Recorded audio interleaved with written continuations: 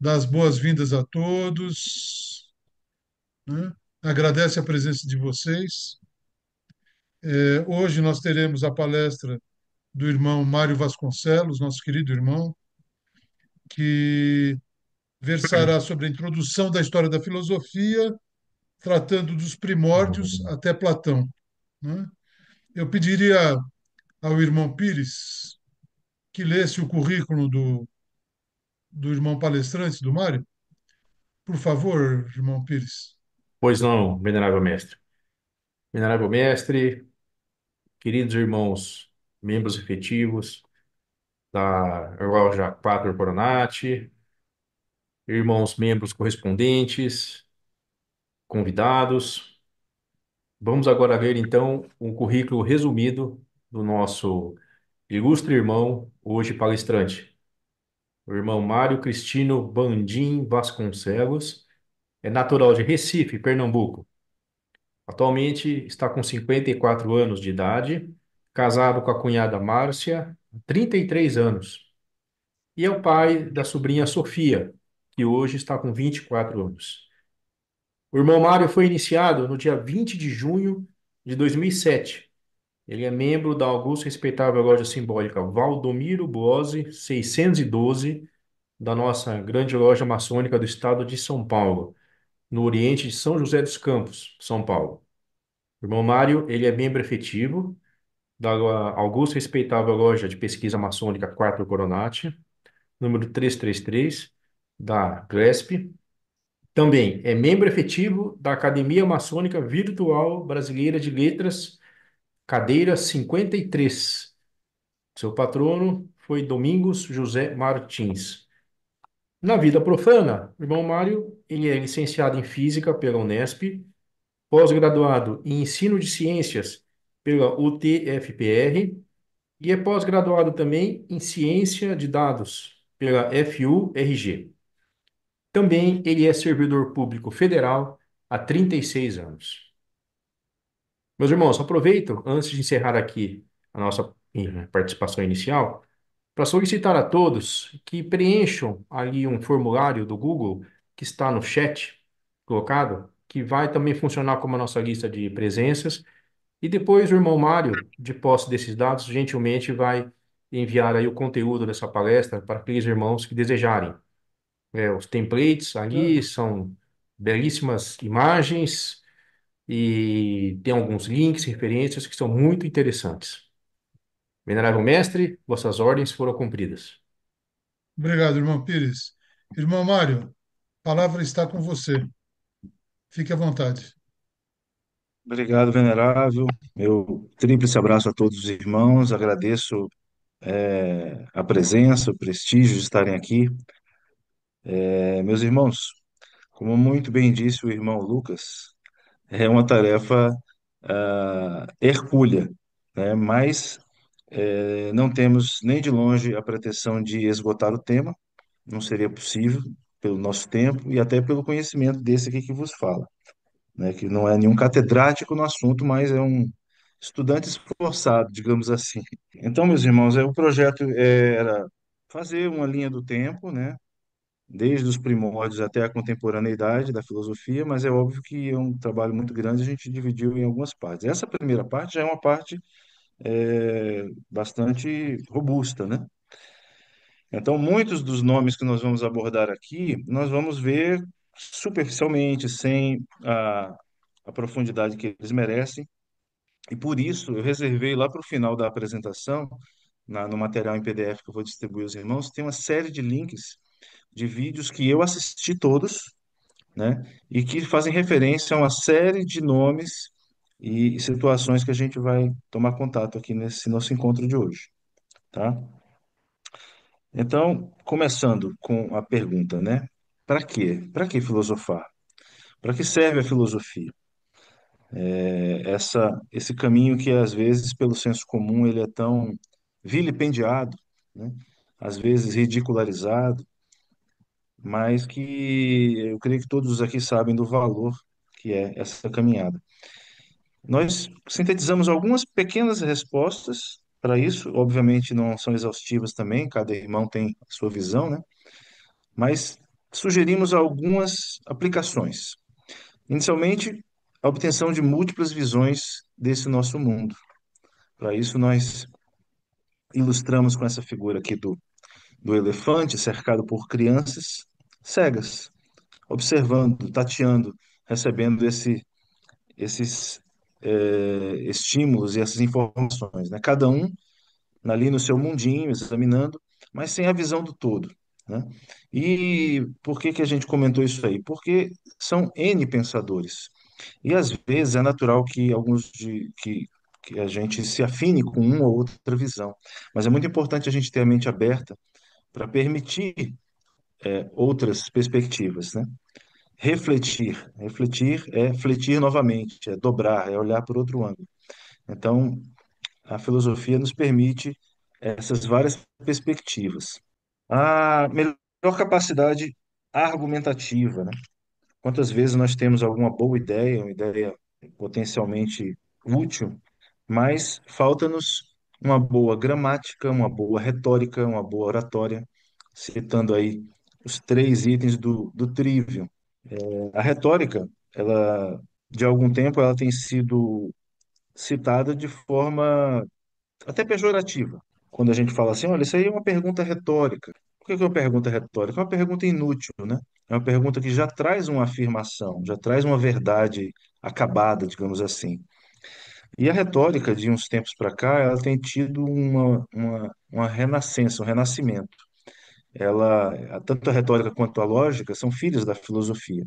E ela nasceu na Grécia, ela se reforçou na Roma antiga, ela teve uma segundo renascimento na Idade Média, e no século XX, através do Chaim Perelman, que é um dos maiores nomes da retórica moderna, ela renasceu mesmo forte, né?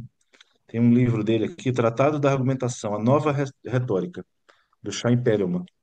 Por quê? Porque começou-se a estudar, a pesquisar e verificar que a figura que foi pintada especificamente por Platão, Xenofonte, alguns daqueles que narraram as histórias de Sócrates, dos sofistas, muito provavelmente não foi justa, não rendeu a eles o mérito que eles tinham, porque os sofistas, eles não eram simplesmente aqueles que usavam a persuasão por dinheiro, né? Existiam esses também. Mas os grandes sofistas, eles tinham um conhecimento enciclopédico, eles eram muito sábios.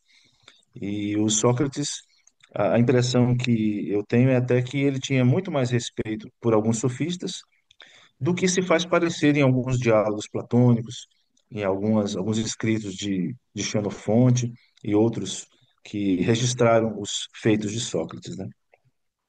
Então eu deixo como sugestão para os irmãos, uma indicação que também está lá nos linkzinhos que eu comentei, é tomar contato com o canal Escola de Atenas, que é um canal que foi fundado e é mantido por um irmão nosso adormecido. Ele é advogado criminal no Acre, e ele tem um conteúdo do canal dele que é riquíssimo. Ele faz simpósios, cada simpósio sobre um pensador, né? Então, essa retórica que está nascendo agora é uma retórica com ética, não é persuadir por persuadir. É uma retórica com ética, retórica com filosofia, né? Outra coisa, a capacidade analítica, né? Estudando filosofia, nossa capacidade analítica melhora muito. O grande Albert Einstein já dizia que tudo aquilo que o homem ignora não existe para ele. Por isso, o universo de cada um se resume ao tamanho do seu saber. Então, quanto mais nós vamos ampliando nosso conhecimento, a qualidade no nosso juízo de valor sobre as situações, os conceitos e o mundo, ele vai se ampliando, né? É como se nós ganhássemos em altitude e aquele horizonte vai se ampliando, né? Outra coisa, formação de lideranças. Naturalmente, ou melhor, em tese, a nossa ordem, ela é uma escola, né? Uma escola de lideranças até. E nós temos dois grandes públicos, que são nossos próprios irmãos, muitos que são líderes nas suas áreas de trabalho, de, de atuação, no seu círculo familiar, nas suas comunidades. E nós temos também as nossas paramaçônicas, né? Então, imagine o potencial reprimido que nós temos num capítulo de Demolei, no Betel das Filhas de Jó, Ou seja, essa juventude, a minha perspectiva, observando a maçonaria como um todo, é óbvio, existem exceções, é que me parece que é uma demanda pouco aproveitada, poderia ser melhor aproveitada. Com o quê? Com nossos próprios conhecimentos de vida, de profissão, né? Pegar esses meninos pela mão e apresentar para eles uma série de conhecimentos que vão ser úteis nessa fase da vida deles, né? De repente, aí plantando sementes para um futuro retorno, né? Quando na idade adulta. Melhor aproveitamento dos conhecimentos ritualísticos. Uma das definições de maçonaria é que ela é um sistema de moralidade velado por alegorias e ilustrado por símbolos. E se ela é velada, nós precisamos desvelar esse conhecimento, né? E para desvelar, os símbolos, as referências, não raro se remetem à história, à mitologia, à filosofia. E quando nós conhecemos a origem de uma determinada passagem ritualística, ela é executada com muito mais propriedade, com muito mais concentração e cumpre a sua finalidade, que é mostrar o poder do símbolo, mexer com o nosso interior. E o conhecimento nos permite isso, né? Então, feita essa pequena introdução, vamos comentar sobre alguns conceitos com os quais a gente vai trabalhar na apresentação, importantes para a compreensão. Physis. Physis, os filósofos, os primeiros filósofos, eles consideravam como o mundo natural, a natureza. Então, eles buscavam explicações para os fenômenos naturais, buscavam entender como tudo surgiu, né? E nessa busca, eles também lançavam mão da causalidade. Ou seja, se algo existe, outra coisa o criou. E essa coisa que o criou também precisa ter sido criada. E aí vai aquela regressão ao infinito, né? Então, os pensadores, eles buscavam a entidade incriada fundamental. Eles queriam saber qual era a origem de tudo. E eles chamaram isso de arqué. Eles buscavam a arqué. Outro conceito importante, caos e cosmos. A maioria, meus irmãos, das cosmogonias, sejam elas egípcia, nórdica, grega, a maioria, se vocês forem comparar, começa com o caos. E depois vem a busca da ordem, do cosmos, ordo ab chao, né? A ordem se implementa. Isso geralmente vem em forma de deuses, que representam a natureza, ou mesmo deuses personificados, antropomorfos, com características humanas, né? E outro conceito importante, o mito, ou em grego, mitos, que são o mito nesse nosso contexto, ele não tem característica de mentira, de inverdade. Ele é um conhecimento, muitas vezes passado de forma oral, né? E apesar do título da palestra não especificar, mas temos uma ênfase aqui, lógico, na mitologia grega, né? E os gregos, eles foram muito influenciados por Homero e Hesíodo, que através de mitos construíram um, um imaginário, assim, uma biblioteca, eu diria, de fábulas, de lições, de ensinamentos, né? E explicações mesmo para a natureza. Então, inclusive, eles serão criticados mais à frente, a gente vai comentar sobre isso. Esse antropomorfismo que às vezes Homero e Hesíodo davam aos deuses, né? E o logos, que em grego significa discurso, mas nós vamos encará-lo mais como uma explicação fundamentada. É daí que vem o termo lógica, né? E quando a gente fala no milagre grego, é justamente uma transição do mitos para o logos, ou seja, de explicações mágicas, de explicações transcendentes para explicações mais físicas, mais racionais, né? E para essas explicações, eles se utilizavam de um caráter crítico, né? Questionamento mas um questionamento fundamentado. A questão da. Seria mais ou menos uma dialética, né? Então, para cada teoria da natureza, cada tese, havia uma antítese, e dessa antítese produzia-se uma síntese. E é por isso que a gente costuma dizer que da unanimidade raramente brota conhecimento novo, ou como dizia Nelson Rodrigues, toda unanimidade é burra, né? Mas não precisamos chegar a esse extremo porque existem algumas unanimidades que são naturais. Não vamos generalizar. Mas é desse confronto edificante, fraterno, de tese e antítese, que brota um novo conhecimento. Essa nova síntese, né, ganha ares de uma nova tese, que vai ser novamente contestada, e assim o conhecimento vai se depurando. Fazendo um paralelo para os dias atuais, né, com os avanços tecnológicos, as teorias vão sendo comprovadas ou refutadas, e à medida que essa tecnologia vai avançando, novas informações vão servindo de base para novas teorias, que são testadas, né, e se aprovadas, o conhecimento vai avançando. Então, uma das principais características e virtudes da ciência é justamente ser refutável, ser contestável para que melhore. Então, uma das primeiras escolas que nós vamos comentar, a primeira escola seria a escola de Mileto. A cidade de Mileto era localizada numa região privilegiada, onde ela era meio que a ponte entre as ilhas gregas e o continente e os mercados da Ásia, né? Então, havia um intercâmbio cultural muito grande, cultural e comercial. E, obviamente, as teorias de mundo iam ali se misturando, né? E isso colaborou muito para essa transição do mitos para o logos, né? E, consequentemente, para a busca da arqué. E o primeiro da escola de Mileto é Tales, né? Aqui a posição geográfica de Mileto, no continente, era um importante porto, né?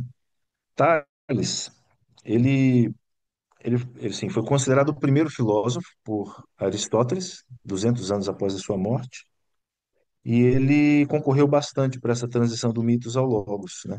E há que se dizer que não foi uma coisa repentina, porque muitos dos filósofos pré-socráticos, eles traziam ainda componentes míticos nas suas teorias, né? O Tales, inclusive, há um episódio que ele previu de acordo com a observação da natureza, ele previu que haveria uma boa safra, ao contrário do senso comum, que eles estavam achando que ia ter uma safra muito ruim de azeite, de azeitonas, e ele comprou as moendas da maioria dos produtores da região. Chegando à boa safra, ele alugou as moendas e faturou muito com isso, né? Ele buscava encontrar a arqué. E para ele, essa arqué, ela tinha que ter quatro coisas. Ela tinha que ser a base de tudo, tinha que ser essencial à vida, tinha que ser capaz de se mover e de mudar. E aí ele elegeu a água como essa substância. Também da observação. Ele observava os animais que morriam, se desidratavam, se secavam, as plantas. Então, a água ele associava à vida e a falta dela à morte, né? Essa literatura aqui, Vidas e Doutrinas dos Filósofos Ilustres, do Diógenes Laertes, eu recomendo fortemente, viu, meus irmãos? É muito bom, principalmente porque ele reúne trechos de, desses pensadores antigos, né? E a maioria dos conhecimentos dessa apresentação, uma boa parte delas eu retirei dessa literatura. Esse historiador que foi ali do século II ou III, se eu não me engano, depois de Cristo. Segundo Diógenes, Tales foi o descobridor da Ursa Menor através de seus estudos de astronomia, foi o primeiro a postular a imortalidade da alma e teve grandes avanços assim na geometria, né? Ele teve contato com os egípcios, foi o primeiro a inscrever um triângulo equilátero em um círculo e também a medir a altura das pirâmides pela própria sombra através de uma regrinha de três simples, né? Identificou as estações do ano e dividiu o ano em 365 dias. Anaximandro de Mileto foi seu aluno e ampliou um pouco mais a definição do arqué, determinando que ele fosse também infinito espacialmente e indefinido qualitativamente, né? E ele chamou isso de apeiron. O a uma partícula de negação e peiron significa limite. Então, sem limite, o ilimitado, né? O infinito. E, segundo Diógenes Laertius, ele chegou também a prever terremotos, o Anaximandro. É também atribuído a ele o desenho do primeiro mapa mundo. Olha o mundo, como é que eles imaginavam o mundo aí, o mundo conhecido. Isso ele traçou esse mapa de conversas com mercadores, com viajantes, né? Tinha o mundo conhecido aí, e em volta deles o rio-oceano, né? Eles não tinham conceito de mar, de oceano, para eles era um rio, né? Inclusive, o rio-oceano, ele é um dos deuses primordiais na cosmogonia grega. Ele tem uma identidade própria, né? E outra coisa interessantíssima do Anaximandro, ele pensou assim, olha, se a água ela vive evaporando, é muito provável que em muito tempo atrás a terra fosse coberta de água. E como é que o homem poderia sobreviver num planeta coberto por água? Então ele imaginou que o homem fosse um ser derivado de um ser aquático. Então, 2.500 anos atrás, ele jogou a primeira sementinha de teoria da evolução das espécies, afirmando que o homem teria evoluído de um ser, né, um ser aquático. Muito interessante isso, dada a falta de ciência, de tecnologia, de outros conhecimentos, né? Só na observação, na reflexão. Anaxímenes, de Mileto também, ele postulou que o arqué seria o ar, né? Ele achava que o ar, pela sua abundância, e por um detalhe, né? Nós sobrevivemos alguns dias sem água, mas sobrevivemos apenas alguns minutos sem ar. E por isso ele elevou o ar a essa categoria, né? E ele achava que tudo que existia na natureza era composto por diferentes densidades do ar. Então, por exemplo, o fogo seria o ar bastante rarefeito, seria o fogo. E aí, aumentando a densidade, aumentava também, apareciam as outras substâncias, né? Depois o ar, um pouco mais denso a água, depois os seres e as rochas, e assim por diante. E chegamos a Heráclito de Éfeso. Todos esses pensadores, muitos deles deixaram apenas fragmentos, né? Esse livro do Diógenes Laerte, ele condensa muitos desses fragmentos, porque muito do conhecimento desses aqui se perdeu e alguns eram conhecimentos até orais, transmitidos por outros, né, por terceiros.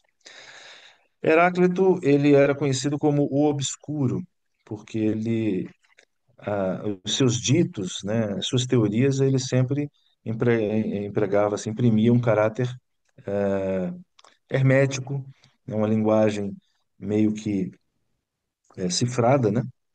E ele é o autor da máxima Panta Rei, que quer dizer tudo escorre ou tudo muda. E nessa mudança, ele achava que o fogo era o elemento primordial que provocava essa transformação, né? Ele entendia o universo como uma unidade governada por um logos divino. Ele também baseava o universo, a physis, na harmonia dos contrários, que é um termo que muitos de nós já ouvimos falar. Alguns ritos da nossa maçonaria falam da harmonia dos contrários, referência ao pavimento mosaico, aqueles ritos que usam o pavimento mosaico, né? E Heráclito achava que a natureza ela se organizava dessa forma. Então, a saciedade ela é tanto maior quanto maior a fome, né? O descanso é tanto mais agradável quanto mais cansado nós estamos. E por aí vai, né? Os opostos, né? Ele também é autor da frase que não se pode, da teoria que não se pode entrar duas vezes no mesmo rio. Por quê? Porque nós mudamos e o rio também muda, né? As águas passam, é um outro rio e ele não tinha provavelmente conhecimento de biologia, mas hoje nós sabemos que as nossas células elas se renovam, não todas, Salvo engano, as células, algumas células nervosas não se renovam, algumas células da retina, não é a minha seara isso aí. Mas muito em nós muda, né? E isso nos remete ao paradoxo do barco de Teseu, que é algo que dá para a gente comentar, refletir um pouquinho também. O barco de Teseu, ele ficava ancorado em Atenas e todo ano ele ia em procissão com alguns religiosos até o templo de Apolo para prestar homenagens, oferendas e tudo em comemoração à vitória de Teseu sobre o Minotauro, né? E esse barco ele era um elemento sagrado ali do povo. Mas ele ia se deteriorando e as peças dele iam sendo trocadas. E aí vem a reflexão, né? Quando todas as peças do barco de Teseu forem trocadas, ele ainda é o barco de Teseu, né? Ou fazendo um paradoxo com o ser humano, né? Quando todas as nossas células, ou uma boa parte delas, forem trocadas, onde está a nossa identidade, né? É interessante uma curiosidade sobre esse lance do barco de Teseu. O Sócrates, quando ele foi condenado, ele não foi executado de pronto, porque eles estavam num período de quarentena, digamos assim, aguardando a volta do barco de Teseu. Porque enquanto o barco estivesse lá prestando as oferendas, ninguém podia ser morto. E foi esse período que Sócrates passou na prisão, onde ele recebeu algumas visitas e tal, né? Então, é por aí. E falamos de ar, de água, de fogo. Faltava terra, né? Então, Xenófanes de Cólofon, ele era o nosso pré-socrático que tinha a terra como elemento primordial. Que tudo vem da terra e para a terra volta. Ele era um rapsodo, ou seja, ele transmitia os conhecimentos dele através de poemas, de cantos, e ele foi exilado da cidade natal dele, porque provavelmente por crítica aos deuses da própria cidade, ou impiedade, como se falava, né? Ele criticava também o antropomorfismo das obras de Homero e Hesíodo, porque os deuses homéricos, né, eles têm características bastante humanas, vícios humanos, né? Algo que, se nós formos pensar à primeira vista, para deuses não seria muito apropriado. E ele também dizia o seguinte, que se nós fôssemos cavalos, nossos deuses esculpidos teriam formas de cavalo, e assim por diante, né? Ou seja, ele foi um dos que primeiro introduziu o conceito de monoteísmo. Ele acreditava num Deus único, né? E eu até citei aqui a questão do pomo da discórdia, porque é um episódio da mitologia que caracteriza bem essa questão dos vícios humanos, né? Se não se prolongar muito a nossa exposição, no final eu comento rapidinho, se os irmãos me lembrarem. Bom, falamos da escola jônica, dos filósofos materialistas, né? E vamos falar agora dos filósofos da escola italiana. Não existia Itália naquela época, mas aonde é hoje a Itália era a Magna Grécia, né? E o primeiro e grande nome da escola italiana é Pitágoras, né? Pitágoras de Samos. Ele nasceu em Samos, mas ele migrou para a Magna Grécia e aproximadamente com 40 anos ele fundou a escola de Crotona. Tinha caráter iniciático, semi-religioso, eles eram vegetarianos, tinha uma série de procedimentos, né? E valorizavam muito a geometria e a matemática, né? Ele também defendia a ideia da imortalidade da alma e a metempsicose, que seria a transmigração das almas, né? Muito provável influência egípcia também, e também postulava que o universo é composto por números, né? Os egípcios eles já conheciam a relação 3, 4, 5 do triângulo, né? Eles já sabiam que um triângulo com as formas 3, 4 e 5 e seus múltiplos, né? 6, 8 e 10 e por aí vai, formavam um ângulo reto e isso era algo que ajudava nas construções. Pitágoras ampliou essa relação, né, para o A ao quadrado, que seria a hipotenusa, é o quadrado dos catetos. E Euclides, na proposição 47 dos elementos, ele fez já uma demonstração mais elaborada, mostrando a área dos quadrados que estavam ali ao lado do triângulo retângulo, né? E esse símbolo é o símbolo dos nossos mestres instalados, seja no avental, em alguns ritos, seja na comenda, né, que alguns carregam. O rito Shureda, por exemplo, utiliza uma comenda com a 47ª proposição de Cristo. E chegamos a Parmênides, Parmênides de Eleia. A máxima dele é a seguinte: o ser é e jamais deixa de ser, e o não ser não é e jamais será. E ele entendia o movimento como uma ilusão, o movimento, a mudança como uma ilusão. Exemplo, a água evaporando, a água se tornando vapor. Ele entendia isso como uma ilusão, porque, segundo o que ele postulava, se a água se transformasse em vapor, ela deixaria de ser. E ela não poderia deixar de ser, porque ela já era. Da mesma forma que o vapor que não era passaria a ser, né? E ele também defendia o uso da razão ao invés da opinião, predomínio do mundo real sobre a aparência, né? Ele foi o primeiro a declarar a esfericidade da Terra e 200 anos após, Eratóstenes comprovou que a Terra é esférica, né? Comprovou por um experimento muito interessante e simples, simples mais ou menos, né? Porque requeria alguns recursos logísticos. Mas esse item, esse episódio também está lá no link, nos links que eu coloquei lá no nosso material. E que pena para os terraplanistas, né? Mas há 2.400 anos atrás já se sabia que a Terra era esférica, né? Ele considerava uma dualidade, né? Dualidade entre o fogo, que seria o demiurgo, o criador, modificador, e a Terra, que seria essa matéria que ele trabalhava. Muito provavelmente ele foi um dos influenciadores de Platão, com a teoria das ideias, né? Tanto que Platão dedicou a ele um de seus livros, um dos seus diálogos.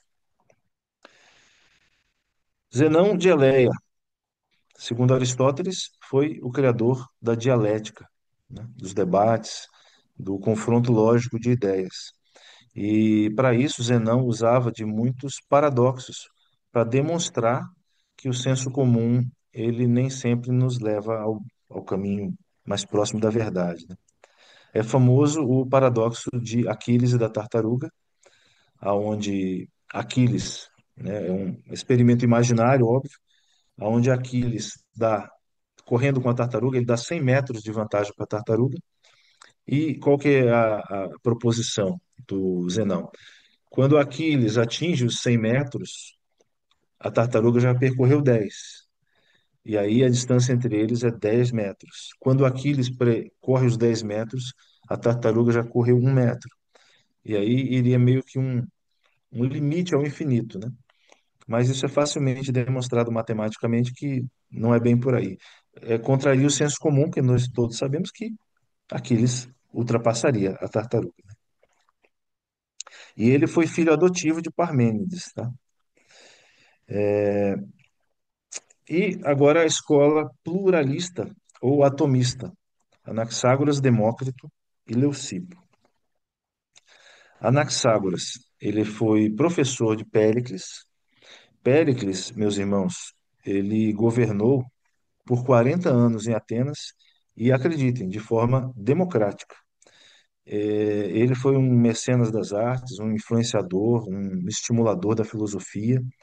Ele, ele estimulava que viessem para Atenas os grandes pensadores, né? E tanto ele governou bem que o século do governo dele é considerado o século de ouro de Atenas, né? E ele foi professor, o Anaxágoras foi professor de Péricles. Ele era rico, Anaxágoras era de uma família rica, se desfez de toda a riqueza e seguiu uma vida simples, longe da política. E ele era criticado por isso. Ele era criticado. é, Só um minuto, acho que saiu aqui a apresentação. Voltou. Perguntaram certa vez para ele, Anaxágoras, você não se importa com a sua pátria? E ele, apontando para cima, falou assim: cala-te, eu me importo demais com a minha pátria, apontando para o alto, né? Ele tinha algumas teorias interessantes. Ele achava que os cometas eram planetas que emitem chamas, achava que o trovão eram colisões de nuvens, Percebam que em outra época o trovão já seria uma obra de Zeus, que tinha o raio, o trovão e o relâmpago nas suas mãos, né? E aqui já começa a ver aquela transição, explicação mais plausível. O relâmpago, ele dizia que era o atrito veloz entre as nuvens. E ele também é responsável pelo conceito das homeomerias, que são partes semelhantes invisíveis a olho nu. Já o princípio do átomo, do atomismo. Ele dizia que o Sol era uma bola incandescente, na verdade ele acertou, né? Mas ele foi processado por impiedade por isso, porque isso tirava a divindade do Sol, né? E ele foi defendido pelo próprio Péricles, foi absolvido, mas ele ficou envergonhado por ter sido preso um período e não aguentou a vergonha, acabou tirando a própria vida.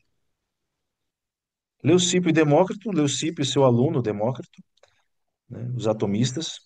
Leucipo foi o primeiro a afirmar que os átomos e o vazio são o princípio das coisas, e a análise etimológica das palavras nos diz muito, né? Átomo, tomo, parte, né? Você tem uma obra literária dividida em tomos, partes, e o A é a negação. Então, átomo sem partes, ou seja, indivisível, o nome do átomo, né? E Demócrito também, seguindo seu mestre, ele acreditava que o universo era composto de espaços vazios e espaços cheios, e a movimentação se dava pela ocupação desses espaços vazios. Demócrito, assim, filosoficamente, ele acreditava que o fim supremo do ser humano era a serenidade da alma. Acredito que ele estava no caminho certo, porque ele viveu 109 anos, viveu bastante, né? E vai se formando aí uma teoria que também é muito falada em alguns ritos da nossa ordem, que é a teoria da doutrina dos quatro elementos, né? Ela consta em algumas instruções, e o Empédocles foi o criador dessa teoria. Lógico que isso é simbólico, né? Eu acredito, espero também que nenhum irmão da nossa maçonaria acredite que o universo é formado pelos quatro elementos, é uma simbologia, né? Mas essa doutrina, curiosamente, ela subsistiu até o século XVII. Por muito tempo, ela ficou consolidada como sendo verdade, né? Doutrina dos quatro elementos. E aí veio Lavoisier, as descobertas dos elementos químicos, que colocaram essa doutrina como histórica mesmo, né? Aqui, meus irmãos, eu fiz uma pequena linha do tempo, só para os irmãos se contextualizarem, né, sobre os eventos principais. E nesse segundo slide eu detalhei um pouquinho mais para que os irmãos tenham noção de quem viveu com quem foi contemporâneo de quem, né? As vidas dos grandes filósofos aqui. E lá embaixo, nas três últimas linhas, alguns eventos interessantes. O período da tirania em Atenas, o governo de Péricles e a guerra do Peloponeso, de Atenas contra Esparta, né? Depois dessa guerra, uma coisa interessante, houve um pequeno período também de tirania, que foi o governo dos 30 tiranos.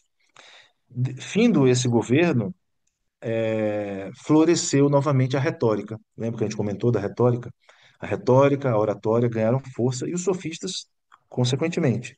Porque durante o período da tirania, muitos cidadãos tiveram seus bens apreendidos, confiscados, e eles precisavam depois ir aos tribunais para se defender e argumentar que queriam seus bens de volta. E não tinham esse traquejo, né?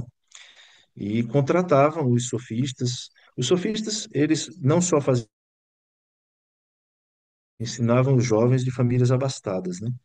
Então houve assim, um grande crescimento e valorização desses profissionais, né? E chegamos a ele, o grande Sócrates, né? Filho de uma parteira e de um pedreiro barra escultor, né?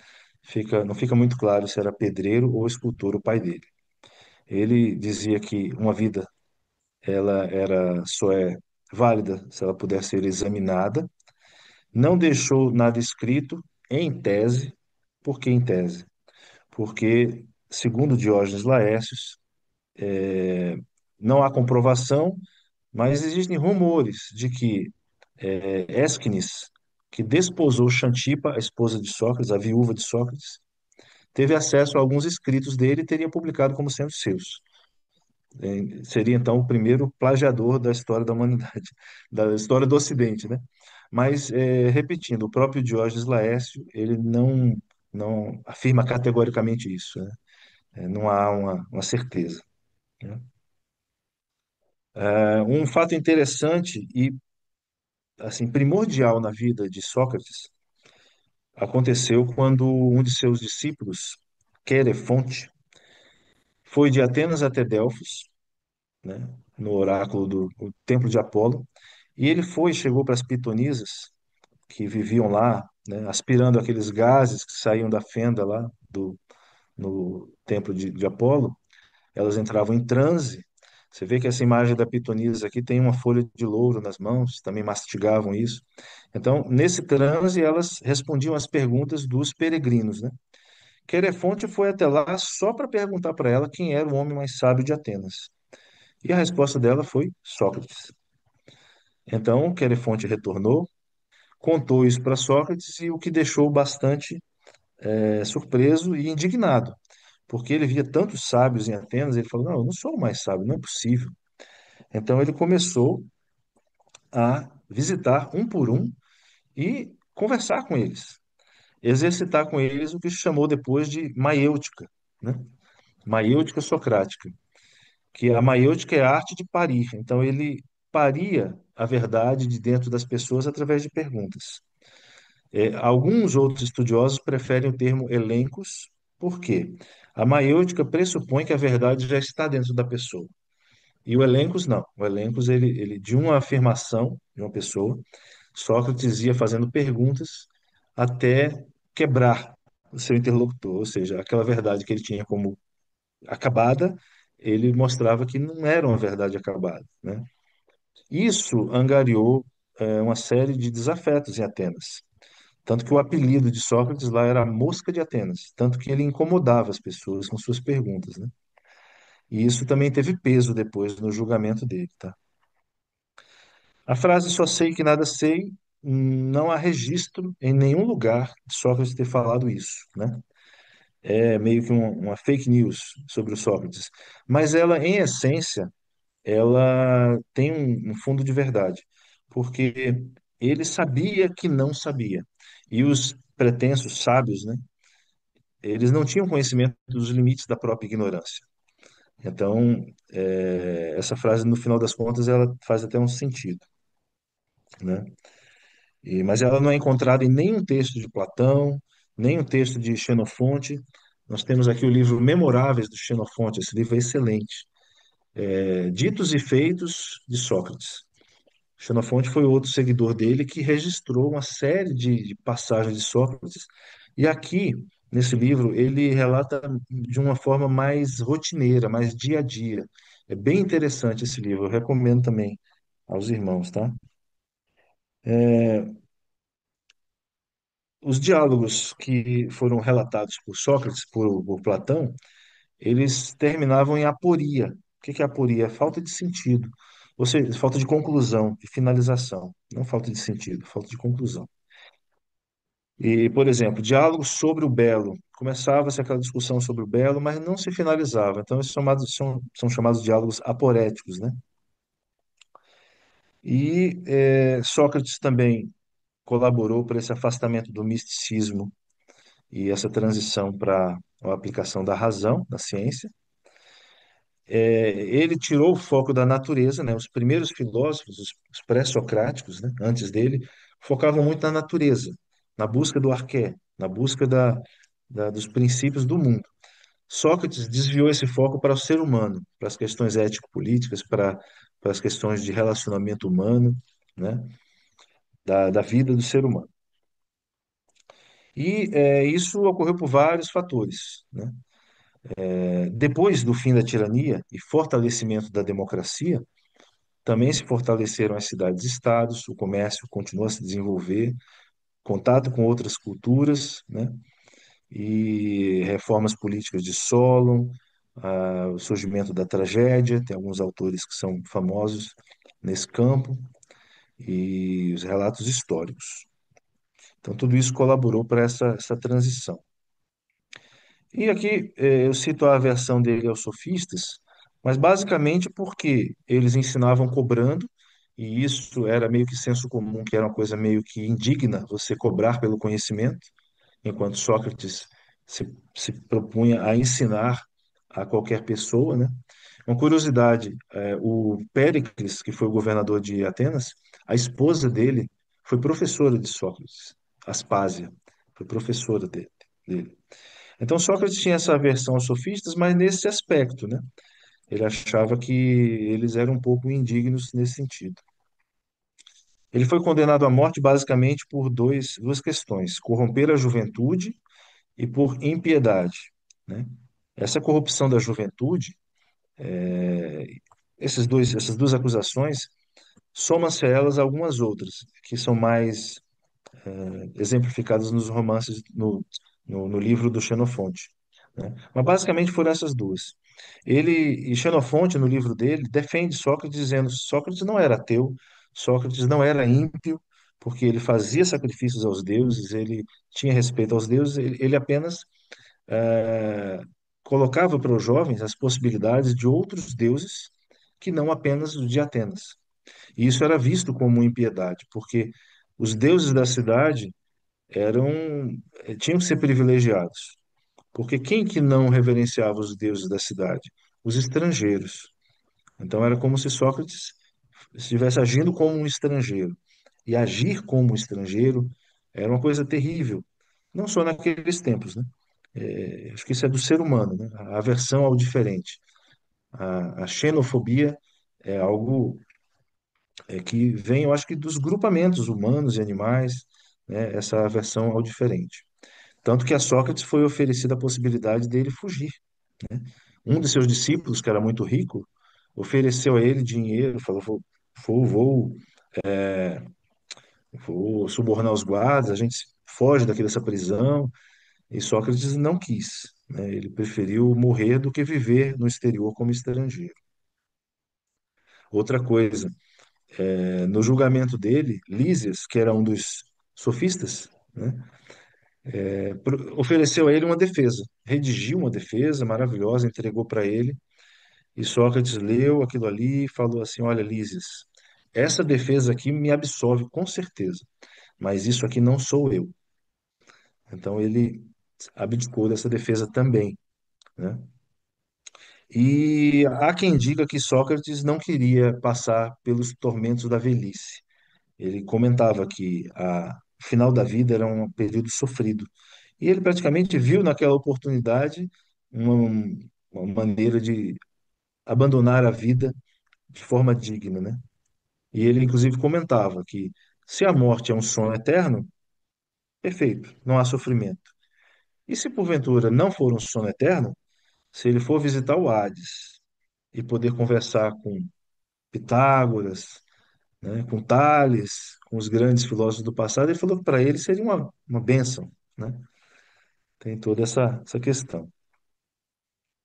Seu mais famoso discípulo, Platão, que chamava-se Aristócles, na verdade, porque ele tinha ombros largos, né? Os platos eram largos, ele era um atleta, o apelido dele era Platão, mas o nome dele é Aristócles. É fundador da academia, inclusive, é interessante, esse termo academia, ele vem do grego iekos demos, né? Academos. Era um deus, um herói grego chamado Academos. E esse Diekas, ele quer dizer aquele que age longe, e demos quer dizer povo. Então, aquele que age longe do povo. Então, um acadêmico, ele age longe da pressão do senso comum, longe das opiniões que são, né, triviais. Achei bem interessante esse contexto da palavra academia. Ele buscou estudar a essência do saber, teoria das ideias, né? Foi a fase que ele escreveu A República também, com o mito da caverna de Platão, o mundo idealizado, né? Ele deixou uma obra bem vasta, dividida em três grandes fases. Primeiramente, os diálogos considerados autênticos da sua juventude, onde ele estava ali com os ensinamentos e as experiências com Sócrates bastante frescas na memória, né? a sua fase intermediária, né, após a morte de Sócrates, onde o diálogo referente a isso é a Apologia de Sócrates, e também existe uma Apologia de Xenofonte, é um outro livro só falando sobre essa questão da condenação de Sócrates.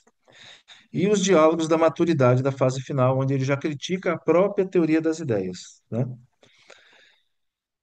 Aqui, meus irmãos, eu compartilho compartilho a nossa literatura consultada, a nossa bibliografia consultada, e esse aqui é um vídeo, né, onde os irmãos podem se aprofundar, se assim o desejarem, nos temas. Eu sou muito fã de um canal chamado Escola de Filosofia, que é do professor Leonardo Zucarato Ferreira. É de uma riqueza de conteúdo fantástico, e eu diria que ele foi o responsável, há 10 anos atrás, pelo meu ingresso nesse caminho de estudar filosofia, de buscar os conhecimentos. Ele, no início do canal dele, ele dissecava as grandes obras, né?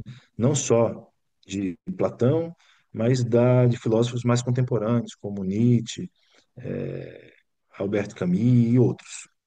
Aqui nós temos o meu canal do YouTube, onde eu tenho alguns áudios livros lá, inclusive estão narrados lá a Odisseia de Homero e a Ilíada, em prosa, que foi uma tradução do Frederico Lourenço, muito boa, e algumas outras obras. Tem uma obra maçônica, que é As Sementes da Razão, de um irmão nosso aqui de Jacareí, o irmão Celso Abrão, muito boa.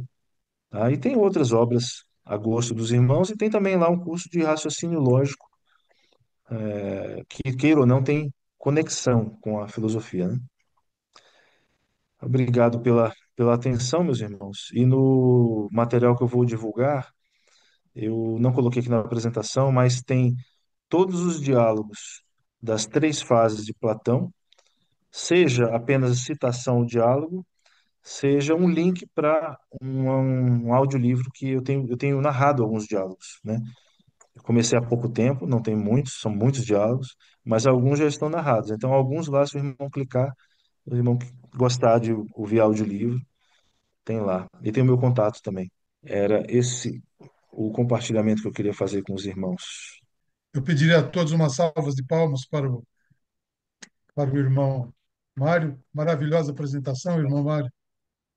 Trouxe muita luz a questão da filosofia.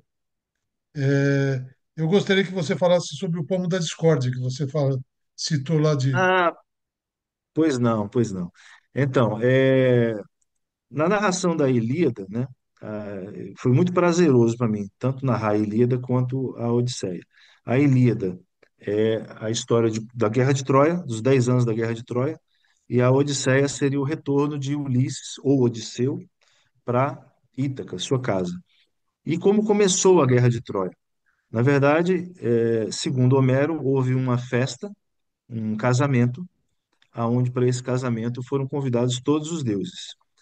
Só não foi convidada a deusa Eris. A deusa Eris é a deusa da discórdia, né? E isso teve um preço, porque ela ficou muito chateada. Aí ela passou lá no casamento e jogou lá uma maçã, um pomo dourado. Nesse pomo estava escrito: para a mais bela. E haviam três deusas presentes, que eram Hera, Afrodite e Atena. E Zeus ficou com a ingrata tarefa de escolher quem era a mais bela para ele dar o pomo dourado. E as três estavam reivindicando isso aí. Então ele falou: Ah, eu não vou decidir isso aí não. Aí ele escolheu Paris, né, um mero camponês, e fez com que as três se materializassem na frente de Paris, e Paris ficou com essa atribuição de escolher a mais bela. Atena prometeu para ele que se escolhesse ela, ele ia ser vencedor em todas as batalhas que ele quisesse, né? Hera prometeu para ele o governo sobre a terra, né? Ele seria muito poderoso. E Afrodite prometeu a ele o amor da mulher mais bela do mundo. E ele, sem hesitar, escolheu Afrodite, né? Então, o que que aconteceu? Afrodite ficou com esse compromisso com ele. Quando ele visitou Esparta e ele se defrontou com Helena, Helena imediatamente, pela promessa de Afrodite, se apaixonou por ele e ele por ela. E ele raptou Helena. E isso deu origem à Guerra de Troia, porque os deuses os deuses, não, minto, os reis de Esparta tinham um acordo entre eles que se um fosse prejudicado, todos os outros se uniam. Então, vão em comitiva lá para Troia e passam-se 10 anos lá naquela batalha, aquela guerra de Troia. E um detalhezinho interessante que eu lembrei, quando Helena saiu, foi embora, né, abandonou Menelau, que era o seu marido, ela levou uma trípode de ouro. A trípode é um banquinho de 3 pernas, né, uma trípode de ouro, que inclusive está na nossa apresentação lá. A pitonisa está sentada em cima da trípode de ouro, lá no templo de Apolo. Ela levou essa trípode, no meio do caminho ela se arrependeu e jogou a trípode no mar. Essa trípode foi resgatada por pescadores num determinado momento da história e eles levaram até Delfos para perguntar para a pitonisa de quem era aquela trípode, para quem deveria ser entregue. E aí ela fala assim, olha, tem que ser entregue ao homem mais sábio da Grécia.